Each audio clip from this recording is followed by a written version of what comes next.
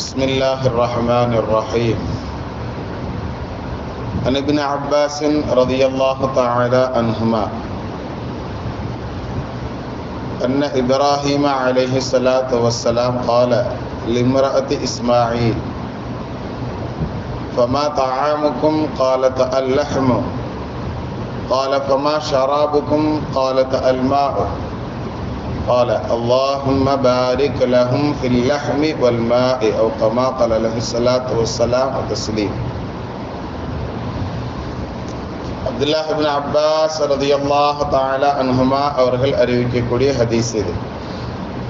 அல்லாஹ்வுடைய திருத்தூதர் முஹம்மது நபி ஸல்லல்லாஹு அலைஹி வஸல்லம் அவர்கள் சொன்னார்கள், இப்ராஹிம் நபி அலைஹிஸ்ஸலாத்து வஸ்ஸலாம் அவர்கள் இப்படி துஆ செய்தார்கள் அப்படின்னு ஒரு துஆவை நமக்கு சொல்லித் தர்றாங்க.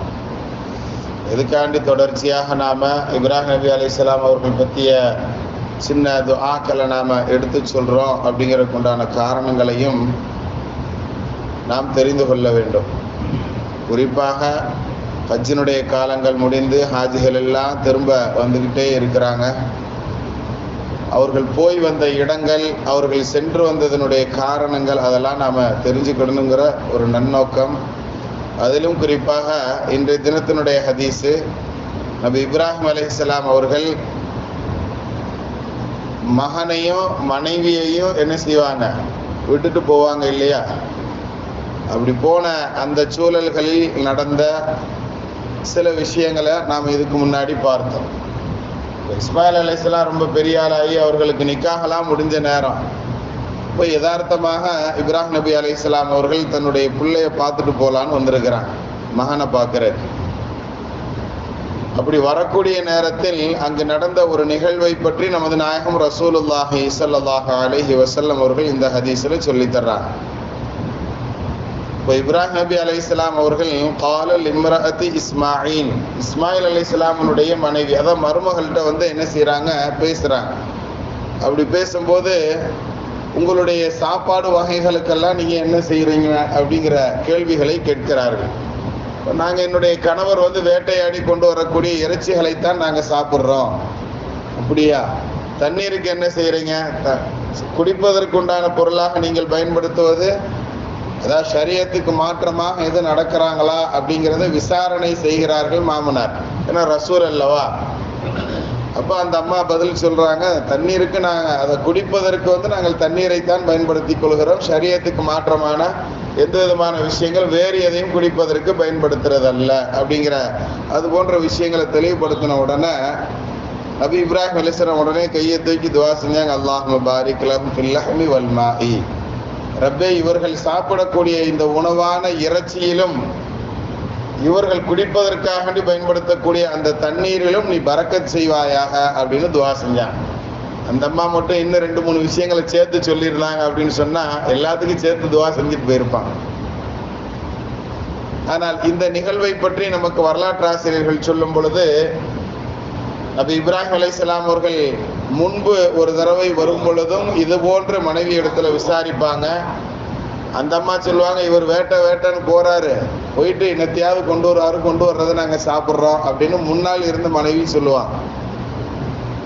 அப்போ அந்த பதிலில் திருப்தி அல்ல. ஒரு நபிக்கு மனைவியாக இருக்கக்கூடியவர்கள் எப்படி இருக்கணும் அப்படிங்கிறத நமக்கு அந்த ரிவாயத்துக்கள், அந்த வரலாற்று நிகழ்வுகள் எல்லாம் சான்று பகரும். எப்படி சொல்லி தருவாங்கன்னா, போகும்போது சொல்லிட்டு போவாங்க, உன்னுடைய வீட்டினுடைய வாசற்படியை மாத்திரு அப்படின்னு சொல்லிட்டு போவாங்க.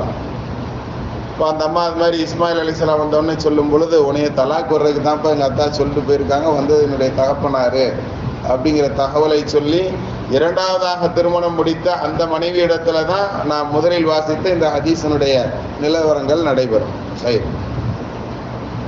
இப்போ இது மாதிரி உண்டான சூழல்ல அவர்கள் செய்த துஆ, அல்லாஹும்ம பாரிக் லஹும் ஃபில் லஹ்மி, அவர்கள் சாப்பிடக்கூடிய இறைச்சியிலும் அவர்கள் குடிக்கக்கூடிய தண்ணீரிலும் அவர்களுக்கு நீ பரக்கத்து செய்யணும் துஆ செஞ்சுட்டு போனாங்க. இன்று நாம் பார்க்கிறோம் அவர்கள் துஆ செய்த அந்த விஷயம் எவ்வளவு கபூலாகிறது அப்படிங்கிறத நாம் பார்க்க முடியும். அந்த நேரத்தில் மூசா நபி காலத்துலலாம் மண்ணு செல்வாங்கிற உணவு, அது ஒரு சிறு பறவை போன்று என்ன செய்யும், இப்போ காடெல்லாம் நம்ம பார்க்குறோம் இல்லையா, அது மாதிரி மேய்ந்து கொண்டு இருக்கும். அதை அவங்க பிடிச்சிட்டாலே போதும், அவர்களுக்கு சாப்பிடப்படும் உணவாக, பொரித்த உணவாக அது மாறிடும் அப்படிங்கிறதாகலாம் நம்ம தஃசீர்களில் விளக்கங்களை பார்க்குறோம். வேலையே செய்யாம உணவு சாப்பிட்டது, சாப்பிட்றதுக்காக இவங்க எதுவும் பிடிச்சி அறுக்கிறது வைக்கிறது எந்த வேலையுமே கிடையாது. யாருக்கு? பனு இஸ்ரவேலர்களுக்கு. ஆனால் இஸ்மாயில் அலைஹிஸ்ஸலாம் அப்படி அல்ல. முதலில் அவர்கள் அம்பு எறியக்கூடிய அந்த கலையை கற்றுக்கொண்டவர்கள் நபிமார்களில் அவர்கள் தான் முதன்மையானவர்கள் அப்படிங்கிறதையும் நமக்கு வரலாற்றாசிரியர்கள் பதிய வைப்பாங்க. அவங்க வேட்டையாடி தான் சாப்பிட்டார்கள் அப்படிங்கக்கூடிய செய்திகளும் நமக்கு பதியப்படுகிறது. அவர்கள் வேட்டையாடி கொண்டு வரக்கூடிய அந்த இறைச்சிகளில் அவங்க என்ன செஞ்சிருந்தாங்க? துவா செஞ்சிருந்தாங்க. இன்றைக்கும் நாம் அந்த துவா அந்த பூமியில எவ்வளவு கபூல் ஆகிறது அப்படிங்கிறத நாம பார்த்தோம்னு சொன்னா, ஹாஜிகள் ஹஜ்ஜிக்காக வேண்டி வரக்கூடியவர்கள் ஒரு ஆடை மட்டும் அறுத்துட்டு போறதில்ல. எத்தனை லட்சம் ஹாஜிகள் வர்றாங்கன்னு பாருங்க. அத்தனை லட்சம் ஹாஜிகளுக்கும் ஒவ்வொருத்தவங்களும் ஒவ்வொரு தபக கொடுக்கறாங்க. அப்படிங்கும் பொழுது எவ்வளவு ஆடுகள் தேவைப்படும். ஆனால் அவர்கள் செய்த அந்த துஆ தான் அந்த விஷயங்களுக்கு நமக்கு என்ன செய்யுது? கபூலாக இருக்கிறதுங்கிறது இதுவே யதார்த்தமான உண்மை. அதே மாதிரி வரக்கூடிய ஒவ்வொருத்தவங்களும் என்ன செய்யறாங்க? குறைஞ்சது 1 லிட்டரு சம்சம் தண்ணியாவது என்ன செய்யறாங்க? ஏர்போர்ட்ல வந்த உடனே ஏர்போர்ட்லயே கொடுத்து அனுப்புறான். அதெல்லாம தெரியாம எடுத்துட்டு வர்றது, அங்க போயிருந்து ஹாஜிகள் குடிக்கிறது, எவ்வளவோ தண்ணீரை குடிக்கக்கூடிய சூழல்களை எல்லாம் பார்க்கிறோம்.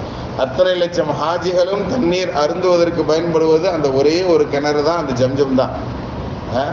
அந்த ஜம்சம் அப்படிங்கக்கூடிய அந்த நீர் எவ்வளவு பிரயோஜனமாக எல்லா மக்களுக்கும் தேவையாக, எல்லா மக்களுக்கும் இன்றும் கிடைத்து கொண்டிருக்கக்கூடிய ஒரு சூழலாக இருக்கிறது அப்படிங்கிறதையும் அந்த மா அப்படிங்கக்கூடிய அவர்கள் செய்த அந்த துஆவை நாம இன்றும் பார்க்க முடியும் கனவான்களை. அதாவது காலத்திற்கும் பயனுள்ளதாக இருக்கக்கூடியது நபிமார்களுடைய துஆ. அந்த நபிமார்களுடைய துஆல இருந்து நாம எப்படி கேட்கணும் அப்படிங்கிறதையும் நமக்கு இந்த பாடங்கள் எல்லாம் சொல்லி தரும். அது போன்று அர்த்த செறிவுள்ள, அர்த்த புஷ்டி உள்ள இது மாதிரி உண்டான துஆக்களை நாமும் கற்று நமது சந்ததிகளுக்கும் கேட்கக்கூடிய நற்பாகியவான்களாக அல்லாஹ் நம்மை கபூல் செய்வானாக. ஹக் சய்யிதினா வ ஆலி சய்யிதினா முஹம்மதின் ஸல்லல்லாஹு அலைஹி வஸல்லம்.